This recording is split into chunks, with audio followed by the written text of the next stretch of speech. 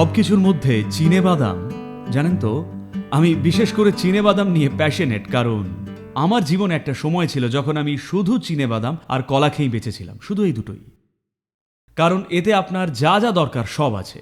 শুধু রাতে ভিজিয়ে রাখুন এক মুঠো চিনেবাদাম, এতটুকু চিনেবাদাম রাতে ভিজিয়ে রাখুন, আর একটা কলা, আমার সারাটা দিন চলে যেত।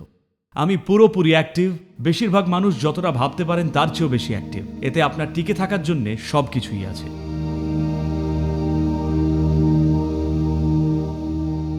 এটা নিজেই একটা পরিপূর্ণ আহার।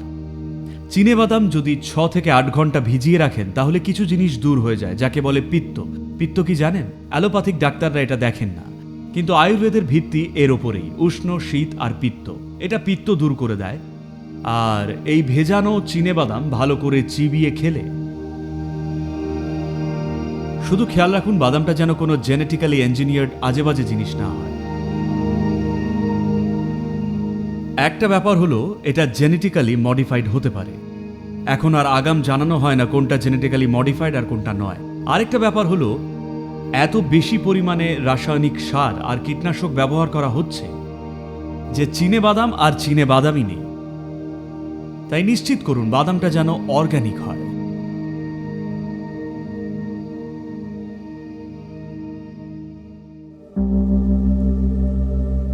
আপনাদের একটা ভালো জলখাবারের রেসিপি দিই। 1 মুঠো চিনেবাদাম নিন, 6 থেকে 8 ঘন্টা জলে ভিজিয়ে রাখুন, মিক্সিতে দিন।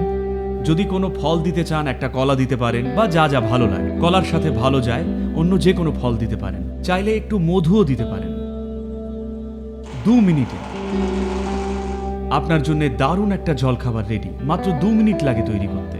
আর যদি একটু পাতলা করতে চান তাহলে একটু জল মিশিয়ে শরবত বা ঘোলের মতো করেও খেতে পারেন, কিন্তু মাখা মাখা খেতে চাইলে সেক্ষেত্রে ঘন রেখে খেতে পারেন। দেখবেন সহজেই 4 থেকে 5 ঘন্টা চলে যাবে। আর এটা অত্যন্ত অত্যন্ত পুষ্টিকর।